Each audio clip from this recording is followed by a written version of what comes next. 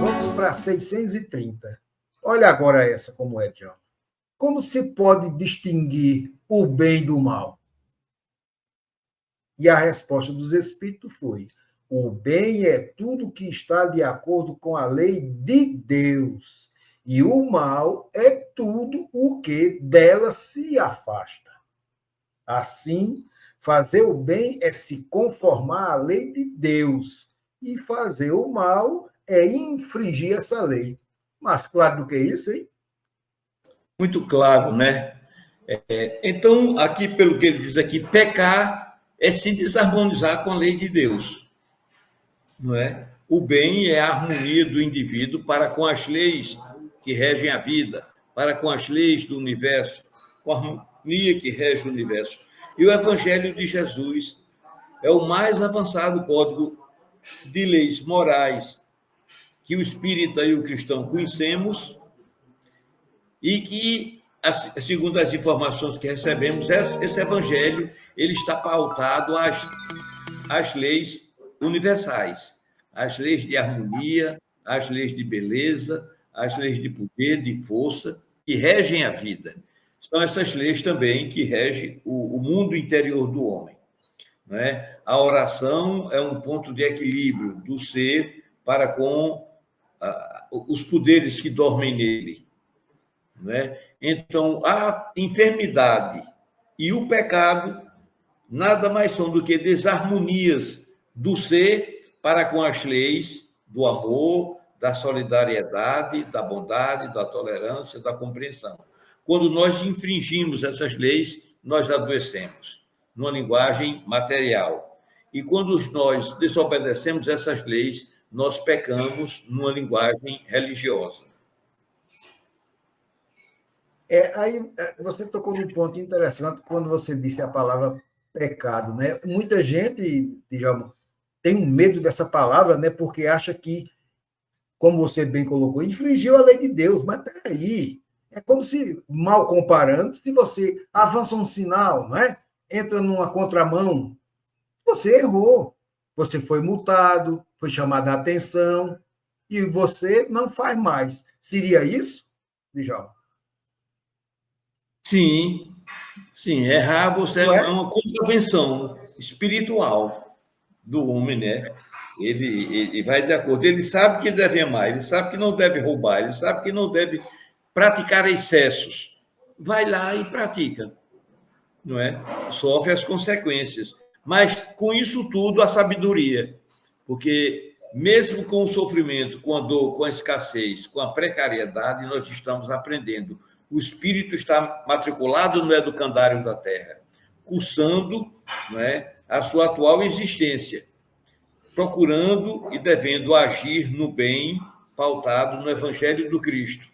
Amar incessantemente, perdoar 70 vezes 7, se lembrar do que passa fome, do que passa sede, do nu, do que passa dificuldades. O amor é a pauta do Evangelho de Jesus. Jesus se volta para o pobre, Jesus desce a confabular com a mulher equivocada, a confabular com o irmão da via pública, né? Ele desce ao diálogo com o povão, orientando, ensinando e pregando sempre o amor voltado para o céu. Né? Então, o bem, a gente sabe o que é o bem. O bem é aquilo que está dentro do Evangelho de Jesus, a gente, mais ou menos, pela maturidade espiritual que nós já temos na Terra, todos nós, já fazemos a diferença entre o que é certo e o que é errado. Erramos se quiser. E tem um detalhe aí, Djalma, que as pessoas, quando erram e acontece algo ao contrário do que ela esperava, o que é que elas dizem? Foi castigo de Deus. Eu, da minha concepção, digo que não tem castigo. Foi uma consequência natural do que você fez, não é isso? Sem dúvida. Mesmo porque Deus não castiga. Uma mãe castiga um filho. Hein? Por que Deus não castiga? Pois Por que Deus não castiga? Uma mãe, quando castiga um filho, é porque ela se ofende a uma orientação que ela deu. Como Deus não se ofende, nenhuma das nossas atitudes ofende a Deus, porque compete ao homem. O homem é dotado, Deus, quando nos criou, nos deu o livre-arbítrio, a noção do bem e do mal, e a liberdade de agir para o bem e para o mal. Então, se você age no mal, há uma lei que te devolve aquilo que você semeou. Semeou a semente má, vai colher um mau fruto. Não é? Semeou o bem, naturalmente colherá o bem. Né? Todas as nossas ações, elas começam aqui, na mente. Na mente. Quando você pensa no bem, você age no bem. Porque você não pode pensar uma coisa e colher outra. Nós colhemos daquilo que nós imaginamos, daquilo que nós queremos colher. Os pensamentos são de fundamental importância nessa prática. Saber o que é o certo, o que é o bem, pensar no bem, agir no bem, praticar o bem, para que colhamos o bem. É uma lei natural. Se você pensa uma coisa e você não pode colher, pensa no bem e vai colher o mal, não. Você age no mal e vai colher o bem, não.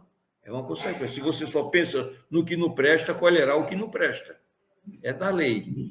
E o bem aqui, nós precisamos ter cuidado, pautado no Evangelho do Cristo, no amor ao semelhante, na solidariedade, na compreensão de que os bens que nós temos são transitórios, ou nascemos numa família rica e vamos sair dela, ou adquirimos o bem por nossos trabalhos. Não é? Mas os bens que nós adquirimos ficam no mundo. Chegamos sem nada e voltamos sem nada. É preciso ter essa noção. E vamos colher do que semeamos. O bem e os bens que nós temos, a fortuna que possuímos ou possuamos, nós devemos usufruir dela, mas não esquecer da miserabilidade do outro e ver em que podemos ajudar. Na construção de uma escola, de um professor, que tipo de ajuda, remunerar melhor aqueles que servem conosco na nossa casa, ver que tipo de coisa você pode fazer para o bem geral, para o bem coletivo, compreendendo que a vida nos observa e que nós agimos dentro da própria vida, que está subordinada a leis. Quando na Igreja Católica nós rezamos a oração que diz: pequei por pensamento. Como é que sabe que você estava pensando que não presta? Porque a vida, ela detecta isso. Tem uma forma, tem um meio dela detectar quando você está agindo mal, até pensando mal. E Jesus é taxativo. Quando pensares mal, mesmo que tenhas cometido o mal. Só em pensar no mal, não é? Não é isso, professor? Exatamente.